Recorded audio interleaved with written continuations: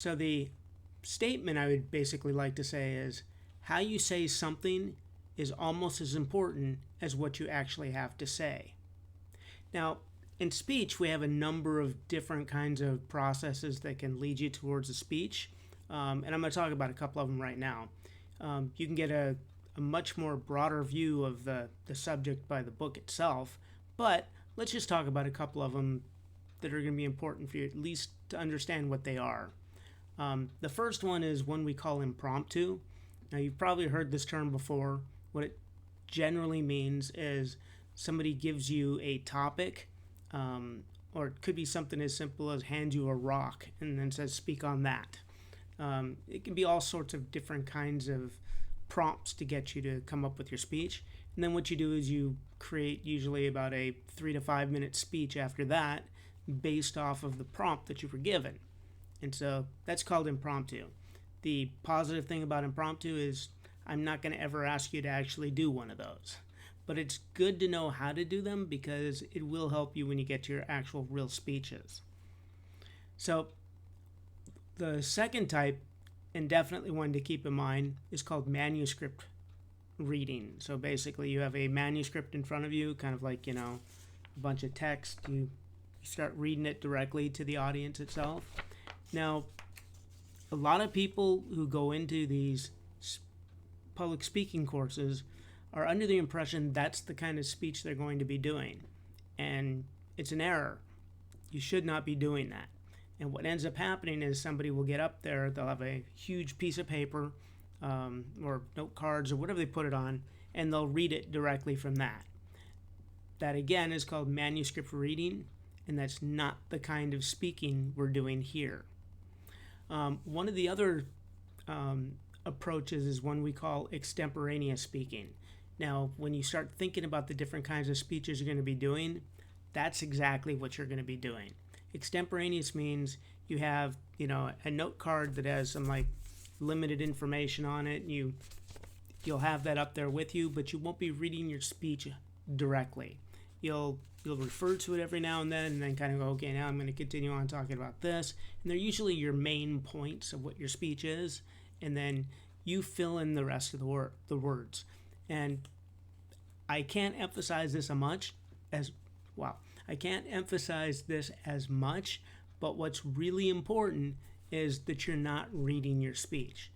When you start reading your speech, you're no longer doing an extemporaneous speaking, you're doing a manuscript reading, which means you're kind of failing the entire exercise.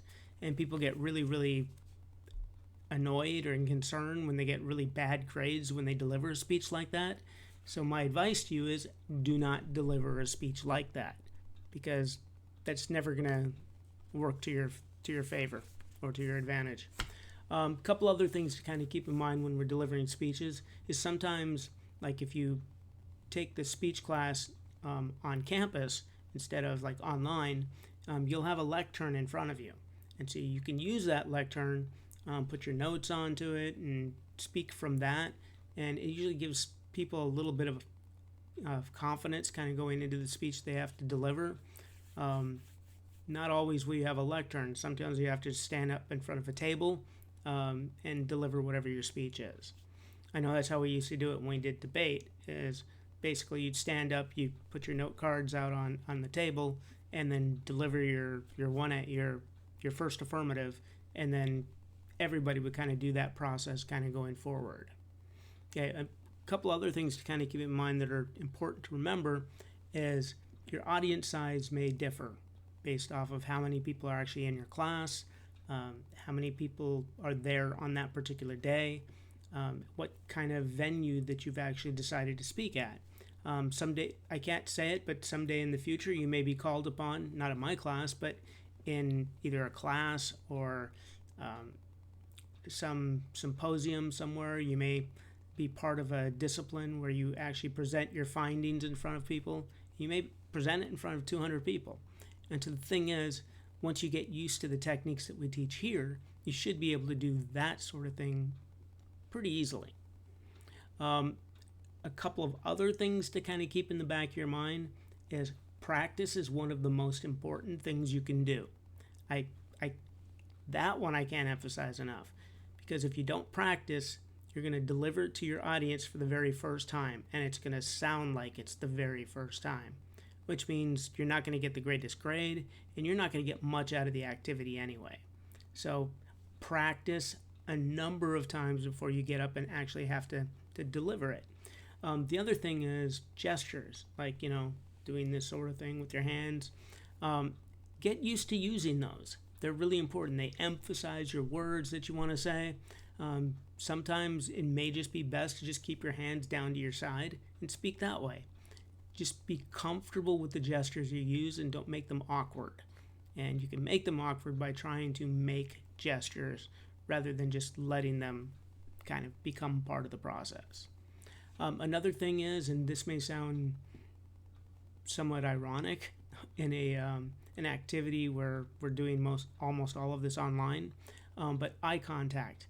Now, one thing you may notice me doing when I'm delivering some of these speeches is I have a tendency to look around. So I look over here, I look over here, and it's to simulate the idea that I'm speaking in front of an audience, which I am. It's just you're not all there sitting in front of me at that particular time. The other thing to keep in mind is volume. I can't tell you how many speeches were made so much worse by the fact that I couldn't hear a single thing the student was saying. So make sure you're speaking loud enough for your audience to hear. And so these are just kind of the very simple things on, delivering your speech in front of your audience. We'll get more into the nuances of each kind of speech, but this is just in general, these are the things that are helpful, and kind of stick to them and you'll do really well.